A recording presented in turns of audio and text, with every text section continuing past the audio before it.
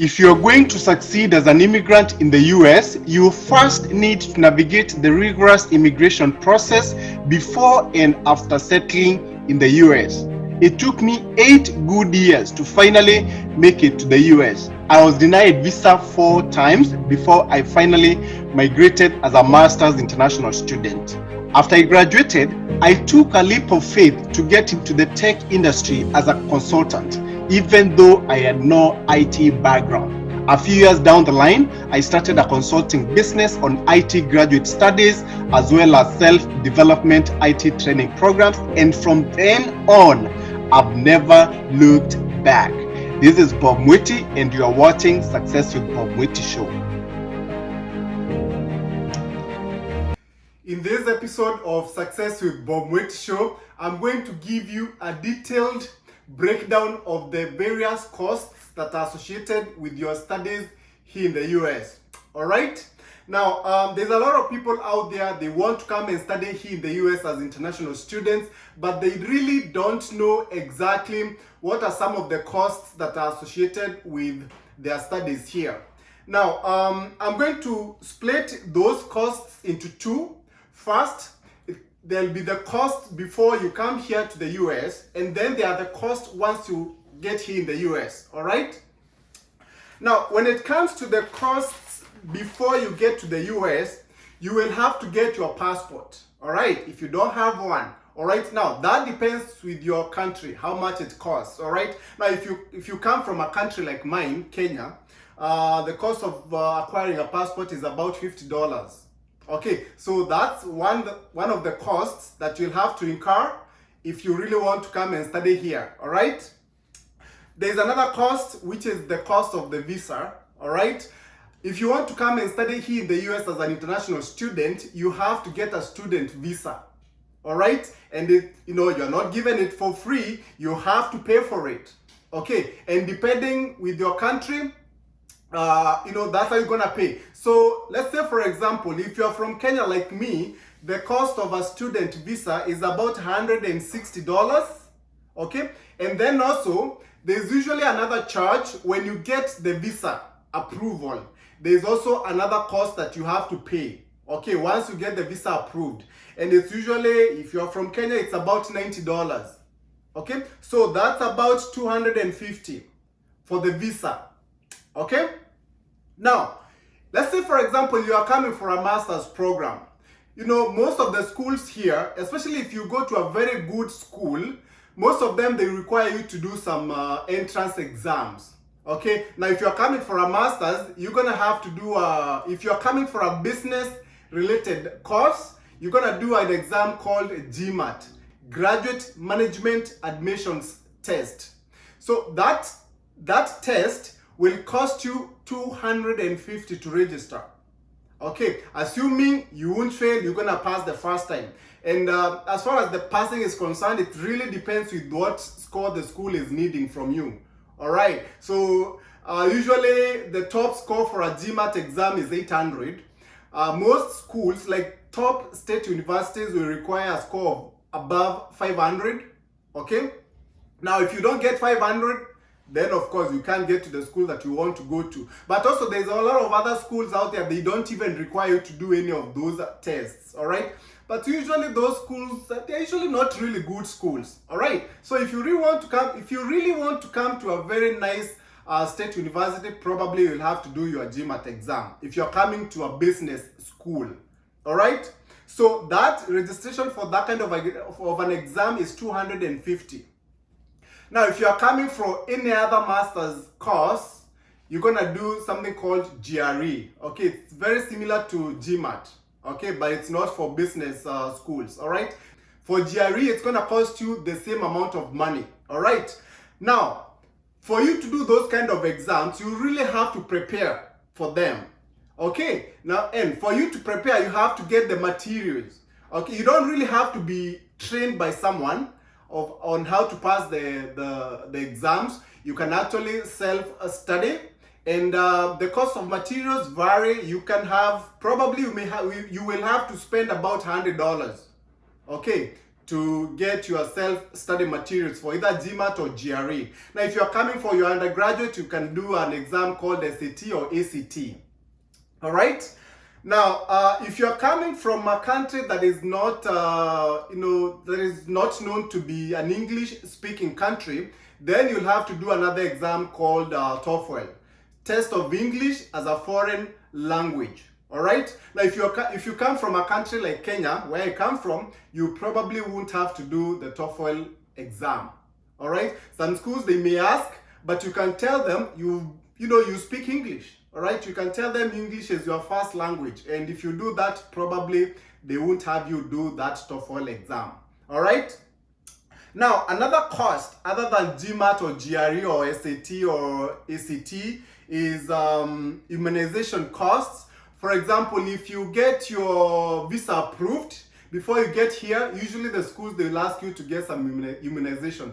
Some of them are to do with, I think, yellow fever, meningitis, and stuff like that. So that usually costs some money, about $200. The cost of materials for GMAT or GRE or SAT, it's about $100, okay?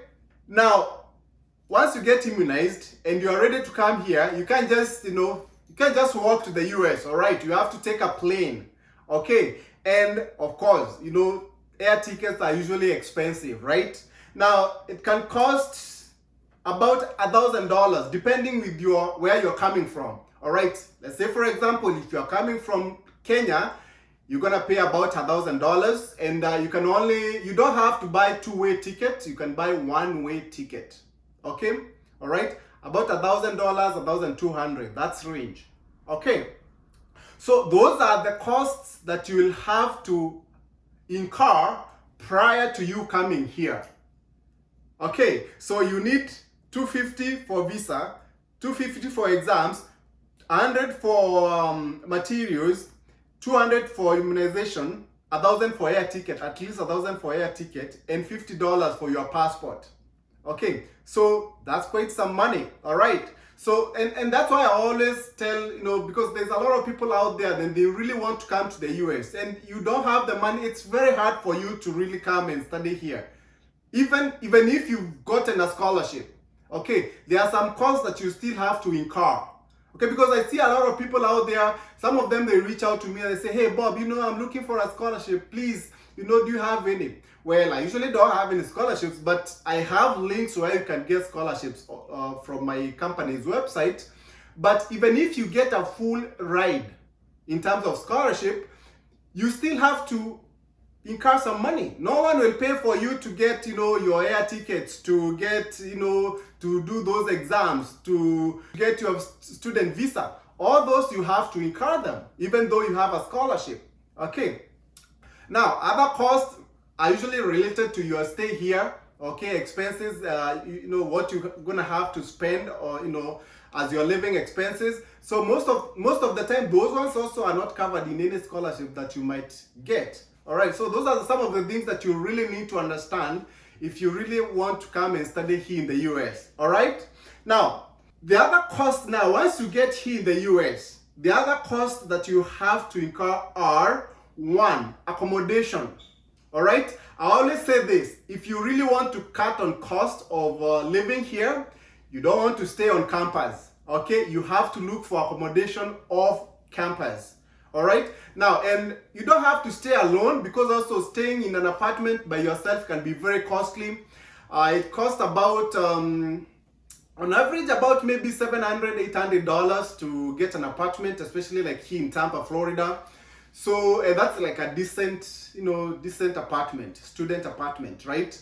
But what you can do is you can share accommodation, all right, with other students. All right, that's what you do, because it can be very expensive if you're paying $700, $800 a month.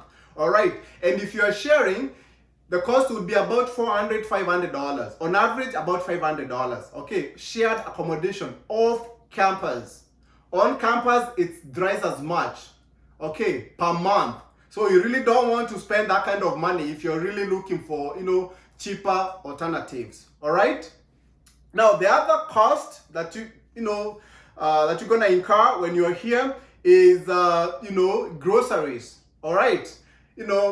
on a day-to-day basis, you need to eat, right? So, and here in the US, of course, our life is a little bit expensive. It may not be as cheap as back in your country. So, a student, we will probably spend about $100 a month. Okay, $100 a month. All right. So, and if you're spending $100 a month, it means that you're basically buying groceries and then cooking at your house. Okay, you're not going out there and spending money in a restaurant. No. Okay, so $100 a month for groceries. Now, another cost will be for your utilities. Okay, mostly here you have to pay for your internet. Okay, if you have cable, you pay for your cable. Most of the time, if you have internet, you don't really need cable as a student. Okay, you can watch all kinds of stuff on on the internet. So you don't really need cable. As a student, you want to cut your cost as much as possible. Okay, so internet, and then of course you will need your telephone. Okay, you need to pay for your cell phone. All right. On average, about maybe $40-$50, maybe $40 for a phone service. All right, about $30-$40 for a phone service, and then internet will cost you about the same amount of money. Now, other utilities include maybe you'll have to pay for water, or maybe you'll have to pay for electricity. Depending on the arrangements that you have with your landlord, there are some, there's some landlords out there who will take care of your, maybe your electricity or maybe your water. Okay, so but if they don't, then you have to take care of that. So on average, utilities about $100 a month. Okay, now, another cost that you'll probably incur is insurance, student insurance, health insurance. Okay, if you come here in the US, okay, and you, God forbid, you happen to be sick, to go to a hospital, okay, it can be very, very expensive. All right, so most schools out there, they require you as an international student to have health insurance. Okay, and that one can be very costly. It costs about $1,000 a year for health insurance. Okay, now, finally, the last but not least, the tuition. Okay, that usually carries the big portion of your cost of living here in the US as an international student. Okay, the cost of studying here. Okay, now tuition on average, like for example, I took this number from one of the affordable schools. It's a state university. It's called University of South Florida.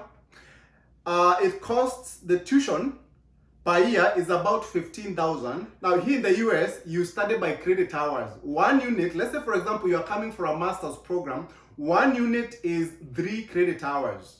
And as an international student, you are required to take at least 3 units, which would be 9 credit hours. Okay, by law, you are required as an international student to take 9 credit hours. Okay, which would be 3 units. Okay, so if you are taking 9 credit hours, and usually an academic year is 2 terms, 2 semesters, and each semester you're taking 9 credit hours, it would cost you about $15,000. $15,000. One credit hour is about $500. Okay, so $15,000 per year. So when you do all that math, $15,000 in tuition, insurance $1,000, grocery $100 every month, for 12 months, that will cost you about $1,200. Utilities and all that, $100 every month for 12 months, it's going to cost you about $1,200. Accommodation, $500 times 12, that will be around $6,000. And those other costs that we talked about before you come here, it will cost you about $26,000. Okay, $26,000, 26, 27, around there. Okay, per year. All right, per year. Okay, now if you are coming for a master's program, you can do the math. It's about 52,000. Okay, so if you really want to come and study here in the US as an international student, you have to figure out where to get about 50,000 if you are coming for your master's. Now, if you are coming for your undergraduate, of course, if it's 25,000 per year, 25, 26, and for undergraduate program, it's 4 years, that will cost you about $100,000. Okay, but for a master's, about 50, 52, around there. If you have 50, you should be fine. If you can figure out where to get $50,000 for the 2 years of your study, okay, then you're good. Okay, but if you don't have anywhere that you can be able to get that kind of money, then unfortunately you can't be able to come and study here in the US. It's what it is. Okay, I always say what I have to tell you. Okay, if you really want to come here, there's no magic. You have to find where you can get that kind of money. All right? You're watching Success with Bob Mwiti show, presented to you by Upstack America. Upstack America is a consulting company that helps immigrants find amazing higher education and job opportunities in the tech industry in the United States. You can find our programs by going to www.upstackamerica.com. Upstack America, we wake you up to the unlimited potential within you. Now, on to our question of the day. I got someone asking me, her name is Ruth, which student visa do I use for my master's studies? Now, here in the US, if you're coming as an international student, there are 3 types of visas that you can get, 3 types of student visas that you can use to come here. There's M1 visa, there's F1 visa, and then there is J1 visa. All right? M1 visa, that visa is for you if you're coming to a vocational school, okay? Maybe plumbing or electrical stuff, right? If you're coming to that kind of, to those kind of studies, then you'll have to get M1 visa, all right? Now, if you're coming for academic studies, all right? Let's say, for example, you're coming for a master's, MBA, then you'll have to get an F1 visa. Now, if you are coming for an exchange, through an exchange program, usually schools here, they usually have exchange programs with other schools outside the US, okay, which are usually like cultural. Some of them also, they have, there are some companies here or organizations which usually have like work-related exchange programs where you can come here for maybe internship. Those kind of programs, you use J1 visa. Okay, J1 visa. In another episode, I'll be able to talk about the various differences between all those 3, okay? Which one is the best to use, okay, for you to come and study here in the US, all right? Okay, I'll see you next time. Goodbye. You've been watching Success with Bob Mwiti show, brought to you by Upstack America. Come back next time to hear more steps and missteps that I took on the path to becoming a successful immigrant in USA. Be sure to subscribe to my YouTube channel and also follow me on Facebook, Instagram, Twitter, and LinkedIn.